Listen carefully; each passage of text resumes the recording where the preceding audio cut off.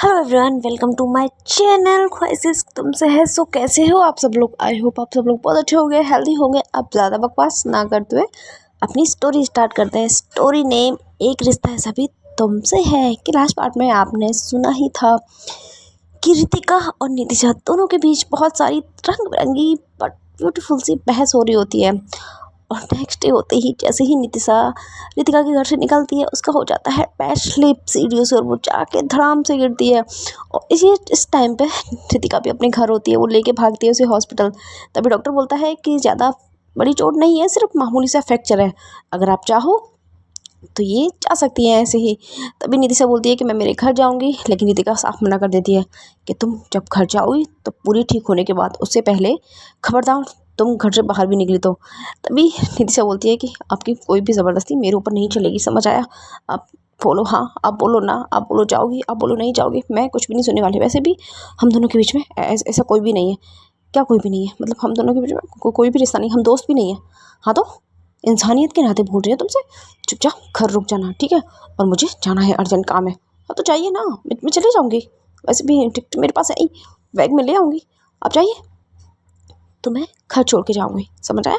यही बोल के जो रितिका है वो गोद में उठाती है नितिशा को अपने। अब नितिशा भाई बहुत प्यार से देख रही होती है रितिका को, हाय इतनी करीब से उसकी जो फ्रेगनेंस है उसे फील कर रही होती है। तभी रितिका बोलती है, क्या ये अजीब सी हरकतें क्यों कर रही हो तुम? मैंने क्या अजीब सी हरकत किया है? ये जो तुम अपनी आंखें बंद करके क्या फील क्या कर रही हो? मेरी मर्जी, मैं कुछ भी फील करूँ, क्यों ले रखा मुझे गोदी में? तुम लड़की भी ना, छोड़ो। यही बोल के इतनी देर में रितिका की गाड़ी भी आ जाती है, तो वो अपनी गाड़ी में उसको बिठा देती है। वहाँ से वो दोबारा निकलते हैं रितिका के घर पे। थोड़ी देर में पहुँच भी जाते हैं। बस पूरे रास्ते रितिका बस अजीब तरीक़ों से नितिशा को निहार रही होती है। और रितिका को नितिशा को पता होता है कि ये बार बार बस मुझे ही देखे जा रही है, लेकिन वो पूछती नहीं है कि ऐसा क्यों है, क्यों देख रहे हो।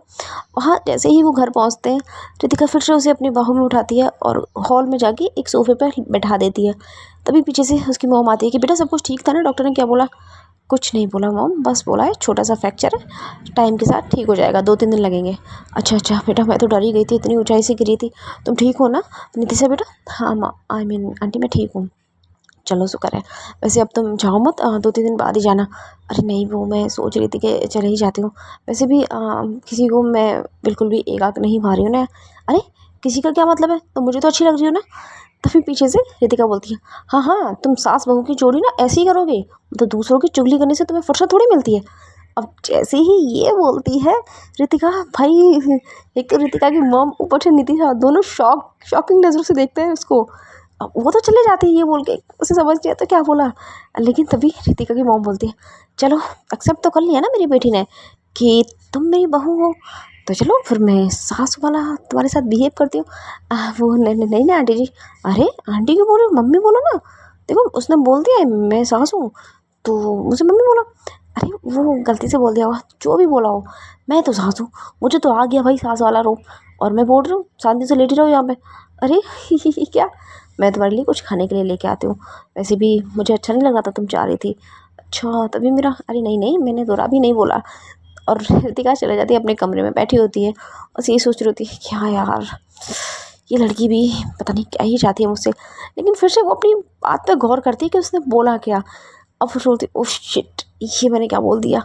ओह, पर बालकनी वाली, मतलब बाहर से ऊपर छत पे से ही वो देख रही होती है उन दोनों को। मॉम तो नहीं होती, लेकिन नितिशा के फेस पे एक प्यारी सी स्माइल होती है। यही देख के रितिका के फेस पे भी स्माइल आती है। वो फिर से अपने कमरे में जाती होती है। शिट, हाँ मम्मी फिर मुझे छेड़ेंगी कि मैंने क्या बोल दिया। अरे यार, अपनी टंग पर लगाम नहीं रख सकती क्या रितिका? क्या सोचती रहती है, यही सोची। तभी उसके पापा का फ़ोन आता है कि अरे बेटा, तुम तो बोल रही थी कि तुम आ जाओगी वापस, क्या हुआ? अभी नहीं छोड़ के आई क्या उसको? नहीं, वो एक्चुअली में पापा उसका थोड़ा सा एक्सीडेंट हो गया। क्या, तुम ठीक हो ना? मेरा नहीं हुआ है, सिर्फ नितिशा थोड़ा सीढ़ियों से फिसल गई थी। अच्छा अच्छा, वैसे ठीक है ना सब कुछ? जी पापा सब कुछ ठीक है। अच्छी बात है। चलो जब तुम वहाँ से फ्री हो गई तो आ जाओ ऑफिस में, सब लोग तुम्हें याद कर रहे हैं। और तुम्हें जो मीटिंग्स, जो टेंडर क्रैक किए हैं, एक बार उनका भी तो शेयर लेना है ना। अरे नहीं, आप देख लीजिए। अरे बेटा आ जाओ चुपचाप, ठीक है आ रही हो। अब यही बोल के रितिका अपने रूम से निकलती है, बट वो इस बार कपड़े चेंज कर लेती है क्योंकि पिछले वाले कपड़ों पर मिट्टी लगी होती है। लेकिन इस बार वो सीधी सिंपल सी शर्ट पहन के जाती है, जो कि शाइनिंग होती है थोड़ी बहुत उसमें। जैसे ही वहाँ से निकल रही होती है हॉल साइड एरिया से, तो रितिका नितिशा की नज़र जाती है उसके ऊपर। वो एक टेढ़ी टेढ़ी नज़रों से निहार रही होती है रितिका को। रितिका भी उसे देखती है लेकिन इग्नोर मार के वहाँ से चला जाती है। इतनी ही देर में रितिका की मॉम आ जाती है कुछ खाने के लिए लेके। एनी भी वहीं खेल रही होती है, तो बोलती है खेलो बेटा, तुम ये खा लो, अच्छा लगेगा। वैसे तो मुझे भूख नहीं है। अरे भूख नहीं है तो क्या हो गया, खाओ चुपचाप, चलो जल्दी खाओ। ठीक है आंटी जी, यही बोल के वो खाना स्टार्ट कर देती है। मुझे बताओ ना तुम दोनों कैसे मिले, क्या हुआ, क्या क्या हुआ। अरे वो कुछ नहीं, वो एक पार्टी पार्टी में वो जो मामू थे ना, मतलब आपके भाई हैं, हाँ हाँ मेरे भाई, तो जब ये आई थी तो इनके लिए थोड़ा वेलकम पार्टी रखी थी, तो हमको इनवाइट किया था, बस वही देखा था इनको पहली बार। ओह अच्छा, बस फिर वो पहली नज़र में मुझे बहुत पसंद आ गई थी। उसके बाद कोशिश जारी रही इनको थोड़ा पटाने की। हाँ हाँ हाँ हाँ, मतलब बट ये आती नहीं आई कभी। अच्छा, और वो किस बताया था। अरे आंटी जी ऐसा कुछ नहीं था। नहीं नहीं अरे तुम मुझसे मत शर्माओ, मैं भी तुमसे थोड़ा सा ही बड़ी होंगी। अरे नहीं नहीं बताओ, शर्माओ मत। नहीं वो एक्चुअली में क्या है, मैंने थोड़ा एक मजाक किया था अपने दोस्त के साथ मिलके, और ये सीरियस हो गई थी, इन्होंने मुझे किस कर लिया था। वाह क्या सीन था, मतलब प्यार तो है ना उसको। हाँ प्यार है, बिल्कुल है, वरना कोई बिना प्यार के किस थोड़ी करता है। हाँ चलो शुक्र है, आज मुझे सच में बहुत खुशी हो रही है कि फाइनली मेरी बेटी को कोई पसंद तो आई। हाँ बट वो एक्सेप्ट करे तभी तो। कर लेगी उसकी तुम टेंशन मत लो। और वहाँ नीतिश आई मीन रितिका पहुँच जाती है ऑफिस। वहाँ पे सब लोग बहुत बेसब्री से वेट कर रहे होते हैं रितिका का, तो सब कॉन्ग्रेचुलेशन बोलते हैं, तो रितिका बहुत अच्छे से सबको ट्रीट करती है। पार्टी चली रही होती है उधर, और भी जो बड़े बड़े कंपनियों से आए होते हैं वो सभी वहीं के बॉस सब बोलते हैं रितिका को, और भी उनके साथ पार्टनरशिप की बोलते हैं। तभी जो रितिका है वो बोल देते हैं कि हाँ ये इसके बारे में तो सर मैं नहीं बोल सकती, आप पापा से बात कीजिए। बाकी जो है बस मेरी मेहनत और पापा की, मतलब मेरी लगन और पापा की मेहनत दोनों ने मिलके ये मुकाम हासिल किया। यही बातें चल रही होती है दोनों में। रितिका तो पार्टी में बिजी होती है, लेकिन वहाँ दूसरी तरफ इंडिया में चल रहा होता है कुछ और ही। रूही और सिया उठ जाते हैं, उनका नेक्स्ट डे होता है, लेकिन सिया के उठने से पहले उठती है रूही 6 बजे की समथिंग, क्योंकि उसके पास कॉल आया होता है इंदू का। इंदू बोलती है कि हेलो, देखिए हेलो, हाँ इंदू बोलो, इतनी सुबह कॉल। अरे वो कुछ बात करनी थी तुमसे। इतनी सुबह क्या बात करनी थी, आओ ना तुम। कहाँ आना है, अरे खेतों साइड आ जाओ। खेत में, हाँ मतलब मेरे बाग के पास। अच्छा अच्छा ठीक है मैं आ रही हूँ, मैं रुको, मैं रूही सिया को भी जगा देती हूँ, साथ में आ जाते। अरे नहीं तुम अकेले आओ। अरे कोई बात नहीं मैं जगा देती हूँ। अरे बोला ना तुम अकेले आ जाओ। ठीक है आ रही हूँ, यही बोल के सिया तो सो रही होती है, और वहाँ से रूही स्कूटी लेती है और निकल जाती है इंदू से मिलने के लिए खेतों वाले साइड में। हाँ इतना चहल पहल तो होती है गांव में, सुबह के टाइम सभी जग ही जाते हैं। और जाती है तो इंदू काफ़ी टाइम से वेट कर रही होती है, तो बोलती है हाँ बोलो क्या हुआ, तुमने ऐसे सडन मुझे कैसे बुलाया। तभी वो दिखाती है, देखो मैंने गाड़ी मंगवा ली। अरे वाह यार तुमने मतलब रात ही रात में कैसे कर लिया। अरे वो मेरे कोई जान पहचान के थे ना, तो उनके पास वैसी गाड़ी थी, खाली पड़ी हुई थी, तो मैंने उनसे मांग ली। बहुत बात करनी, बहुत मेहनत कर ली यार, सही है फिर तो, तुम्हारा तो काम बन गया। हाँ थैंक यू सो मच, पर तुमने जो मुझे आइडिया दिया ना, ये सब कुछ उसकी वजह से हुआ है। अरे यार मैंने बस आइडिया दिया, पर पूरी मेहनत तो तुम्हारी है ना, अब खाना तुम बनाना है, सब कुछ तुम्हें ही करना है। हाँ वो तो ठीक है। चल रहे हो कहाँ, अपने ट्री में, वही ट्री हाउस। चलते, बट मैं सोच रही थी कि सिया को। अरे तो कोई बात नहीं, इतनी सुबह का वक्त है, आपकी दोस्त वैसे भी नहीं जगी होगी। जगी तो नहीं थी बट वो जग जाती। चलो ना प्लीज़। चलते। अब रूही जाती है इंदू के साथ वही ट्री हाउस में, वो दोनों बैठे होते हैं, और इंदू थोड़े आम्स भी लेके आई होती है, मतलब मैंगो लेके आई होती है काट के। वो दोनों वहाँ बैठ के खा रहे होते हैं, तो बोलती है वैसे तुमने इतनी सुबह सुबह मुझे जगा दिया। हाँ अभी लेट तक तो सोए थे यार। हाँ कोई बात नहीं, कभी कभी तो होता है ना। वैसे भी आप चले जाओगे। मुझे बात करनी थी आपसे। हाँ क्या बात करनी थी बताओ। वैसे आप मुझे मिस नहीं करते। हाँ हाँ, सच बोलूँ तो मुझे तो याद भी नहीं था, तुम्हारा तो नाम भी मैं भूल गई थी। मुझे लगा ही था। वैसे जो बचपन में आपने मुझे बातें किए थे वो सब सच में दो मुझे कुछ भी याद नहीं है कि मैंने तुमसे। और वैसे भी बचपन था वो यार, हर कोई बचपन में बहुत सारी बातें करते हैं, छोटी एज होती है। बट मुझे आपसे एक बात करनी थी। क्या आपको पता है मेरी शादी हुई थी। हाँ हाँ तुमने बोला तुम्हारा डिवोर्स हो गया। हाँ वो एक्चुअली में क्या है ना, मैं उसको पसंद नहीं करती थी। क्यों? वो बोलो। मैं आपको पसंद करती थी क्या? हाँ, आपके लिए वो मजाक होगा, लेकिन मैं बचपन से आपको बहुत पसंद करती थी। बट देखो, ऐसी कोई बात नहीं है। नहीं, मैं आपको फोर्स नहीं कर रही हूँ किसी चीज़ के लिए। आप प्लीज़, मेरे मन में था, मुझे बस बताना था। इतने सालों बाद आप आए हो, फिर पता नहीं कब आओगे, तो बस मैं अपने दिल से ये निकालना चाहती थी कि मैं आपको पसंद करती थी, बचपन से पसंद करती थी और आज भी करती हूँ। देखो इंदु, ऐसी कोई बात नहीं है। और मैं तुम्हें सच बताऊँ ना, तो जो लड़की है ना, कौन सी लड़की? वही सिया। हाँ हाँ, वो एक्चुअल में मेरी मेरी वाइफ है। क्या? हाँ, मेरे घर में कोई प्रॉब्लम हो गई थी, भाई शादी नहीं कर पाए थे उस टाइम पे। मतलब भाई की जो बेबी है वो सिया की बहन ही है। अच्छा हाँ, तो उस टाइम पे वो दोनों किसी और से प्यार करते थे, तो ऐसा कुछ इशू हो गया था कि घर वालों को हम दोनों की शादी करवानी पड़ी ताकि बदनामी ना हो। तो हम दोनों की शादी हुई थी। प्यार बाद में हुआ था, बट सच में आई रियली लव हर। ठीक है, मतलब मुझे बुरा नहीं लग रहा, बट मुझे बताना था इसलिए मैंने बता दिया आपको। कोई बात, पर आपने मुझे पहले क्यों नहीं बताया था ये वाली बात? देखो, गांव का माहौल है और गांव की सोच कैसी होती है वो जानते हैं। ठीक है, मैं समझ सकती हूँ आपकी बातें, कोई बात नहीं, but I am really sorry. देखो, मैं सच में बचपन में क्या हुआ हमारे बीच, मुझे वो कुछ भी याद नहीं है, और क्यों याद नहीं है वो मुझे भी नहीं पता है।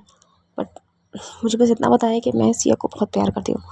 कई बार हमारे बीच झगड़े भी होते। वो एक बार चली गई थी तो मेरी मरने जैसी हालत हो गई थी, तो मैं उसके बिना तो नहीं जी सकती हूँ, ये फाइनल है।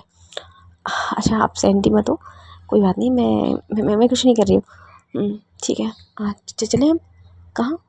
नीचे चलते हैं। मुझे जाना है ना, इस गाड़ी को ये आई है अभी, इसको साफ़ करूँगी, फिर सोच रही हूँ कि शाम से ही स्टार्ट कर दूँ। अरे हाँ, बट सामान कहाँ से लाओगी अभी?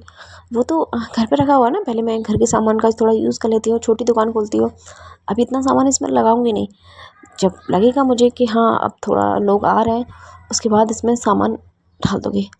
हाँ, ये आइडिया तुम्हारा अच्छा है, सही बोल रहे हो तुम ऐसा कर सकते हो। हाँ, मैं कर लूँगी, but I am really sorry, सच में। नहीं, कोई बात नहीं, आपने सच बोला, मुझे अच्छा लगा। Thank you so much. अरे कोई बात नहीं, यही बोल के सिया वहाँ, आई मीन रूही वहाँ से निकल जाती है और इंदु वहीं खड़ी होती है। उसे बहुत बुरा लगता है, उसकी आंखों में आंसू होते हैं कि वही जिस इंसान से वो बचपन से प्यार करती है वो तो उसे भूल ही गया, उसे याद ही नहीं है कि उसने उससे क्या वादे किए थे। अब ज़रूरी थोड़ी यार हर किसी को बचपन याद हो अपना। अब रूही वहाँ से निकलती है, लेकिन तब तक सिया की आगे खुल जाती है। सिया देखती है कि उसके बगल में रूही नहीं है। अब उधर उधर देखती है, आस पड़ोस में देखती है, तो उसे कहीं भी रूही नज़र नहीं आती। लेकिन जैसे वो बालकनी एरिया में खड़ी होती है तो उसे दिखता है कि रूही स्कूटी से आ रही है कहीं से। अब जैसे ही वो उस कमरे में एंटर होती है, तभी सिया बोलती है कि कहाँ गए थे आप? कहीं नहीं गया था, मैं बस ऐसे ही गई थी, थोड़ा सोची थी खुली हवा, तो मुझे भी तो जगा सकते थे ना, आप अकेले जाने की क्या ज़रूरत थी? अरे सिया, कोई बात नहीं ना, मैं बस ऐसे ही गई थी, यहीं तो गई थी थोड़ा खेतों में। तो फिर मुझे मुझे जगा लेते, आपने जगाया क्यों नहीं था? अरे तो कोई बात नहीं ना, नहीं जगाया तो क्या हो गया? तुम बहस क्यों कर रही हो सिया? मैंने बोला ना बस यहीं तक गई थी। नहीं, आप यहीं तक नहीं गई थी, मुझे पता है आप कहाँ गई थी। कहाँ गई थी मैं? आप इंदु के पास गई थी ना? अच्छा, और तुम्हें कैसे पता? आपकी शर्ट पे मैंगो गिरा हुआ है, और मैंगो तो उसी के बाग में। गई थी उससे मिलने। क्यों? उससे झूठ भी बोलने लगी हो? आपने बोला था ना कि मुझसे कभी झूठ नहीं बोलोगे। अच्छा पापा, आई एम सॉरी, बट ऐसा नहीं है, ठीक है? मैं ऐसी कोई नहीं, मुझे पता है, मुझे बात नहीं करनी आपसे। अरे आई एम सॉरी ना, देखो प्लीज़ मान जाओ। नहीं, कोई बात नहीं, आपकी लाइफ है, आप कुछ भी कर सकते हो, मेरा मेरा क्या रोल इसमें? अरे सिया, आई एम सॉरी ना, देखो ऐसी कोई बात नहीं थी, प्लीज़ तुम गुस्सा मत करो। नहीं, मैं गुस्सा नहीं कर रही हूँ, वैसे भी मैं होती, तुम मेरी वाइफ हो, समझ आया? मेरी वाइफ हो, प्लीज़ हम दूसरी जगह ऐसे गुस्सा नहीं करते ना। नहीं, मैं गुस्सा थोड़ी कर रही हूँ, देखो अब रोना नहीं है बिल्कुल भी। अच्छा सुनो, मेरी बात सुनो, मेरी बात सुनो, मैं बताती हूँ मैं कहाँ गई थी। सुनो प्लीज़। नहीं, मुझे नहीं सुनना, आपको नहीं बताना था ना, मुझे नहीं सुनना, प्लीज़ सुन लो सुन लो। अब झटके से जो रूही है वो पकड़ती है सिया को, क्योंकि सिया थोड़ा हाइपर होने लग जाती है, उसे पकड़ के बिठाती है बेड पे ही। बोलती क्या, मेरी बात सुनो, सुबह कॉल आया था इंदु का, बोल रही थी कि मिलना है। मैंने बोला था कि सिया को उठा देती हूँ, उसके बाद मिल लेते हैं, तो उसने कहा कि नहीं वो अर्जेंट काम है मुझसे। तो मैंने भी सोचा कि पता नहीं क्या अर्जेंट काम है, तो इसलिए मैं चली गई उससे मिलने के लिए। अब जैसे ही मैं खेतों में गई तो उसने, जो हम बोल रहे थे ना कल कि तुम ऐसी मॉडिफाइड गाड़ी का अरेंजमेंट कर लो जिसमें तुम कहीं भी ले जा सकते हो, हाँ हाँ, तो उसने अरेंजमेंट कर लिया है। क्या इतनी जल्दी? हाँ, वो बोल रही थी उसकी कोई नोन में थी कोई गाड़ी ऐसी, तो बस मैं उसी को देखने गई थी। अच्छा, और फिर वो आम लेके आ गई थी तो हमने थोड़े बहुत आम खा लिए। अच्छा, तो मुझे ले जाने में क्या प्रॉब्लम थी? हाँ, प्रॉब्लम तो नहीं थी, बट उसे मना किया था, उसकी बात मान ली आपने। है कौन? दोस्त ही है, ऐसी कोई बात नहीं है। लेकिन एक बात और मुझे तुम्हें बतानी थी, क्योंकि मैं सच में तुमसे कुछ भी नहीं छुपाना चाहती। क्या? उसने बोला मुझे क्या कि वो मुझे पसंद करती है। ओह अच्छा, हाँ मतलब वो मुझे ऐसे बोली कि वो बचपन से मुझे पसंद करती है। और आपने क्या बोला? मुझे कुछ भी याद नहीं है कि बचपन में हमारा मतलब क्या हुआ था, क्या बातें होती थी, मुझे सच में कुछ भी याद नहीं है। और बचपन की बात है यार, बचपन में हम बच्चे होते हैं। और मैंने क्या बोला उसको? अच्छा, तो मैंने उसको क्लियर कर दिया, मैंने उसको बोल दिया कि मैं, सीधी सी बात है, मैं सिया को प्यार करती हूँ और सिया के अलावा कोई और मेरी लाइफ में नहीं आ सकता। बस मैंने उसको यही सब बोला। फिर उसने क्या बोला? उसने कुछ नहीं बोला, उसने एक्सेप्ट कर लिया, बोला कि मैं बस आपको बता रही हूँ, बाकी और कोई रीज़न नहीं था उसका। तो अब आगे से फिर आप मेरे मेरे साथ तो जाओगे हर कहीं, फिर आप मेरे कहीं गए ना तो सच बता रही हूँ मैं, अरे बाबा मैं तुम्हें लेके ही जाऊँगी, कहीं नहीं जाने वाली, ठीक है? अब यही बोल के जो रूही है वो प्यारा सा किस करती है सिया के लिप्स पे। लेकिन लेकिन लेकिन ये सीन देख लेता है साइड में से लक्ष्मण, जो कि जंगला होता है, वहाँ से इन दोनों को किस करती है। और वो जल्दी से जाके जो दादी होती है उनके भाई को बता देता है कि ऐसे ऐसे वो दोनों लड़कियाँ एक दूसरे को किस कर रही थी। अब वो भी आते हैं सिया के, रूही के रूम के बाहर, और दूर खटखटाने लग जाते हैं। अब रूही जाके देखती है कि क्या हो गया भैया, ऐसी क्या हो गया जो खटखटाया जा रहा है। तो सिया, रूही खोलती है डोर के, हाँ दादाजी क्या हो गया, क्या कर रही थी तुम दोनों छोरियाँ? कुछ नहीं, हम क्या करेंगे, नहीं चल क्या रहा है तुम दोनों में, हमें बता दो ज़रा। तू उसको किस कर रही थी, मतलब चुम्बन लिया जा रहा है तुम दोनों का, ये गंदगी कहाँ से लेके आई हो तुम? ये ज़रूर ये लड़की लेके आई हो कि ये सहरी बाबू? दादाजी ऐसी कोई बात नहीं। पीछे से दादी भी आ जाती हैं, बोलती है कि क्या हो गया भैया, ऐसे क्यों बोल रहे हो बच्चों से? अरे बहन तुझे नहीं पता ये दोनों लड़कियाँ क्या गंदगी कर रही थी, किस कर रही थी, एक दूसरे को चुम्बन ले रही थी। वो तो भला है लक्ष्मण, इसने देख लिया। अब रूही को गुस्सा आती है उस लड़के पे, वरना पता नहीं क्या क्या क्या अनर्थ कर देती। तभी पीछे से जो दादी होती है बोलती है कुछ अनर्थ नहीं कर रही हैं दोनों, हमें भी पता है उनके बारे में। क्या मतलब दीदी? यही कि जो रूही है उसकी शादी हो चुकी है क्या, और उसकी शादी उसी से हुई है जो उसके पास में। अब वो और शौक हो जाते हैं, कहना क्या चाहती हो आप? मैं यही कहना चाहती हूँ कि सिया और रूही दोनों पार्टनर हैं, दोनों की शादी हुई है, मंडप में हुई है, सबके सामने हुई है, पूरी रीति रिवाजों से हुई है, सबको पता है, सिर्फ तुम लोगों को छोड़ के। और हमने तुम्हें इसलिए नहीं बताया क्योंकि तुम्हारी जो सोच है, जो छोटी सोच, जिसे तुम इन लड़कियों के प्यार को एक बीमारी का नाम भी दे सकते हो, इसलिए हमने नहीं बताया। मतलब जी तुम भी इसके सपोर्ट में हो। देखो हम इसके सपोर्ट में है या नहीं ये तो बात की बात है, लेकिन बात यह है कि इन दोनों की शादी हो चुकी है, ये दोनों अपनी ज़िंदगी में खुश है, तो हम इनके बीच में क्यों पड़े? हाँ, तो बोलता है कि जी हमारे गांव में ऐसा नहीं चलता, आज ये लड़कियां कर रही हैं कल को कोई और करेगा, तो वैसे भी तो ये लड़की यहाँ की नहीं है, तुमको फ़र्क क्या पड़ता है, तुम अपने गांव के लोगों को संभालो, हम आज आए हम कल चले जाएंगे।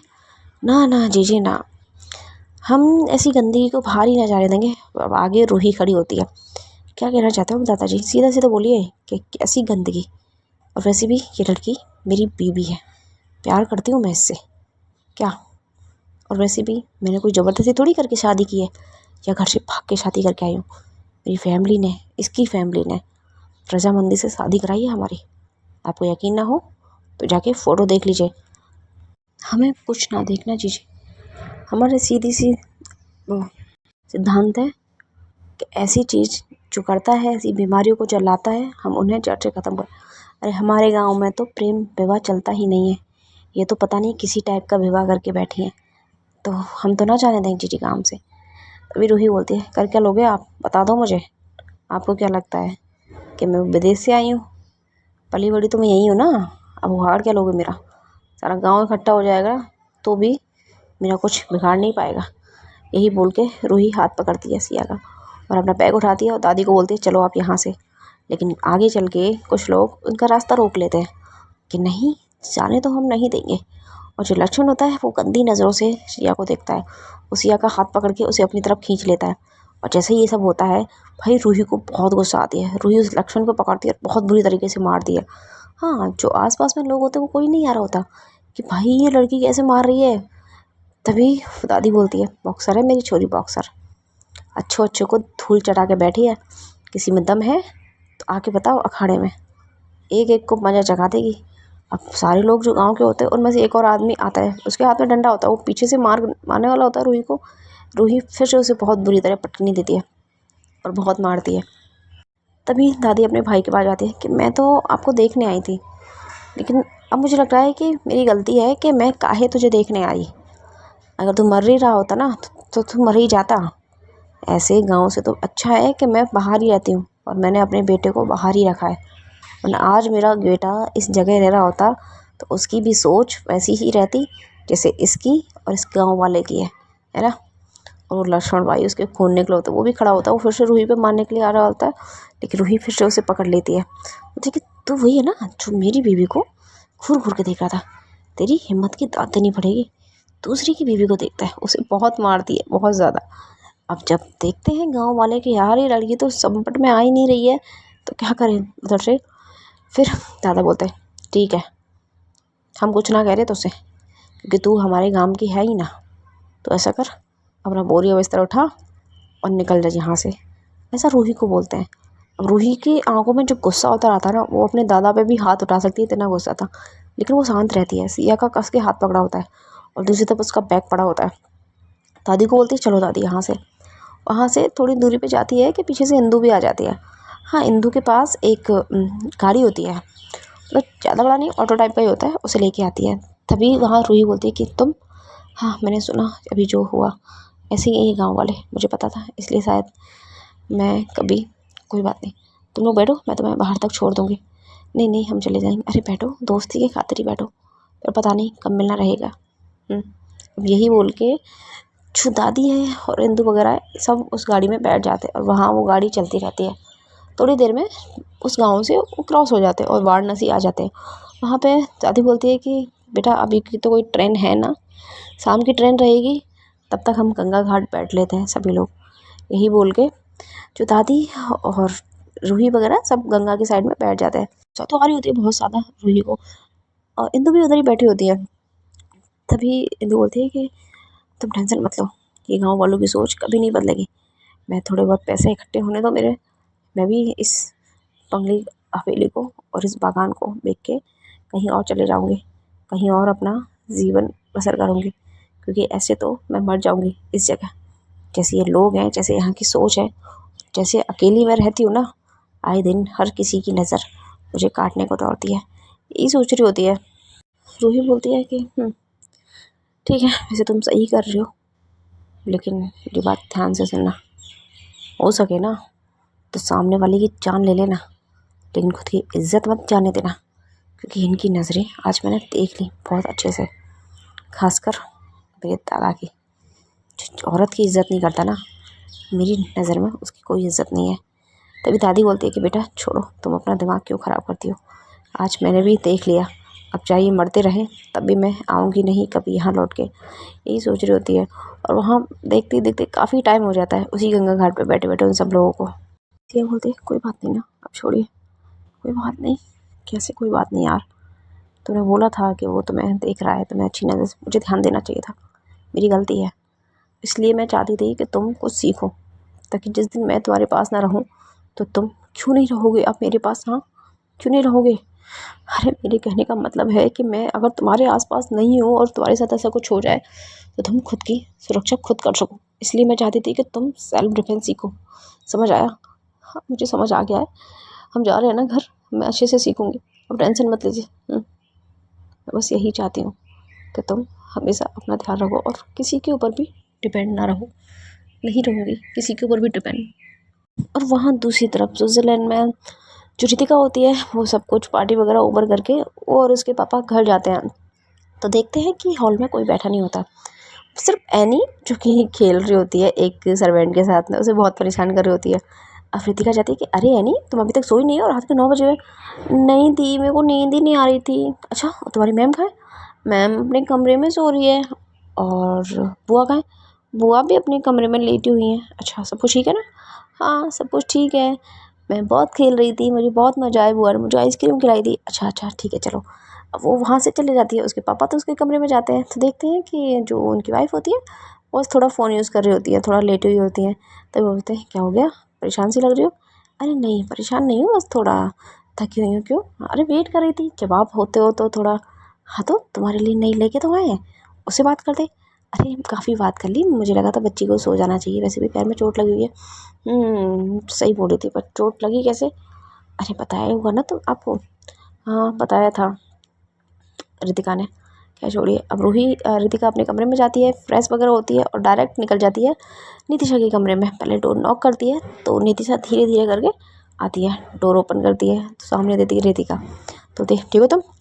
हाँ मैं ठीक हूँ, मुझे क्या होना है? दवाइयाँ? नहीं अभी मैं खाना नहीं खाया। क्यों खाना क्यों नहीं खाया? क्यों खाना बना नहीं है अभी? खाना बन गया है पर मुझे भूख नहीं है। ये क्या बात होती है तुम्हारी, खाना बन गया है भूख नहीं है? जब तक पता है तुम्हें दवाइयाँ खानी है तो खाना टाइम से खाया नहीं जाता क्या? देखिए अब चिल्लाइए मत मेरे ऊपर। और वैसे भी मुझे भूख नहीं है सच में, मैंने शाम को कुछ खा लिया था। चाहे तुम शाम को कुछ खाओ चाहे सुबह कुछ खाओ, मुझे उससे फ़र्क नहीं पड़ता, तुम्हें इस टाइम पे खाना होता है क्योंकि इस टाइम पे तुम्हें दवाइयाँ खानी है। नहीं खाना, मुझे भूख नहीं है। अब रितिका कोई सुनती ही नहीं है, वो अंदर घुसती है थोड़ा सा, नितिशा को अपनी बाहों में लेती है और वही नीचे आती है। अब नितिशा बोलती है क्या है, मतलब मैं पतली दुबली हूँ तो तुम मुझे कहीं भी उठा के चलोगे? हाँ तो खाया पिया करो, नहीं खाते हो तभी तो उठा के चल रहे हो तुम्हें। और उधर से उसके पेरेंट्स भी आ रहे होते हैं, वो देखते हैं कि भाई रितिका ने तो उसे अपनी बाहों में उठा रखा होता है, तभी पीछे से उसकी बहू बोलती है कितने प्यारे लग रहे हैं ना दोनों, लग तो रहे हैं। पता नहीं हमारी बेटी कब मानेगी, मान जाएगी, ऐसा चलता रहा ना तो ज़रूर मान जाएगी। वैसे भी देखना, अब अगर नितिशा गई ना तो ये रह नहीं पाएगी उसके बिना। कोई बात नहीं, देखते हैं कब तक इन दोनों की आंख में चुड़ी चलती है, ये सोच रहे होते हैं। और वहाँ रितिका जाके उसे बैठा देती है डाइनिंग टेबल पे पास, और खाना भी उसका लगा देती, बोलती चलो खाओ। यार मुझे भूख नहीं है। मैं तुम चाहती हो कि मैं तुम्हें रोज़ अपने हाथों से खिलाऊँ, है ना?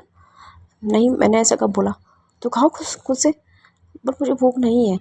अब रितिका उठती है उसके साइड खड़ी होके अपने हाथों से खिला रही है, तब तो वही नितिशा आराम से खाना खाती है। अब रितिका बोलती है अब तुम्हें भूख लग रही है? नहीं आप मुझे ज़बरदस्ती खिला रही हो। अच्छा, जैसे ही वो बाइट बना के उसके मुंह की तरफ करती है वो खा लेती है और जब बोलती है कि खुद खाओ, नहीं मुझे भूख नहीं है। अब रितिका भी पता होता है कि ज़बरदस्ती जानबूझ के कर रही है कि मेरे हाथों से खाना, तो और वो खिला देती है खाना। जब उसका खाना हो जाता है तो बैठी होती है उधर से, रितिका खुद भी खाती है, उसके पेरेंट्स भी आ जाते हैं, बोलते हैं कि अरे वाह खाना खिला दिया तुमने? यस मॉम खिला दिया, हमारे घर की बच्ची है ना ये। हाँ बच्ची थोड़ी है, हमारे घर की बहू है। अब रितिका देखती है क्या, आपसे किसने कहा कि हमारे घर की बहू है? अरे बेटा तुम भूल गई, तुम्हें तो कहा था कि हम सास बहू। वो तो मेरे मुंह से गलती से निकल गया था। हाँ तो गलती से निकला से जानबूझ के निकला, अब तुमने बनाया इसको मेरी बहू तो फिर मुझे भी तो कुछ फ़र्ज़ निभाने पड़ेंगे ना। हाँ देखिए मम ऐसी कोई बात नहीं है, आप कुछ ज़्यादा ही सोच रहे हो। अब यही बोल के जो रितिका बोलती है मेरा खाना हो गया, और वहाँ से जा रही होती है तभी पीछे से मॉम बोलती है अरे इसको तो लेके जाओ कमरे में, इसके कौन लेके जाएगा, उसे चला थोड़ी जा रहा है। हाँ ठीक है लेके जाती हूँ।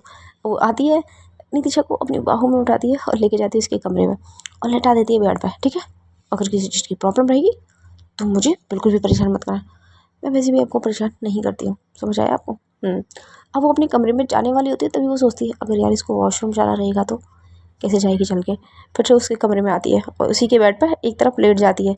अब नितिशा बोलती है क्या आप यहाँ क्यों लेट रहे हो, आपका कमरा है ना?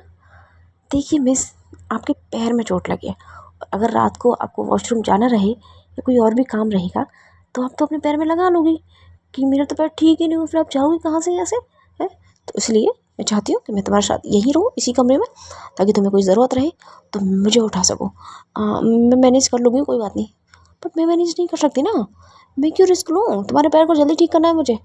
हाँ नितिशा कुछ नहीं बोलती और रितिका उसके साइड में लेटी होती है। सो गाइस आज की स्टोरी हम यहीं स्टॉप करते हैं, देखते हैं नेक्स्ट एपिसोड में क्या होता है। क्या आज रात बढ़ जाएंगी इन दोनों की नज़दीकियाँ या फिर कुछ और ही हो जाएगा, ये देखने के लिए करना होगा आपको मेरे चैनल को सब्सक्राइब और देखनी होगी मेरी स्टोरी एक रिश्ता है सभी तुमसे। Thank you so much.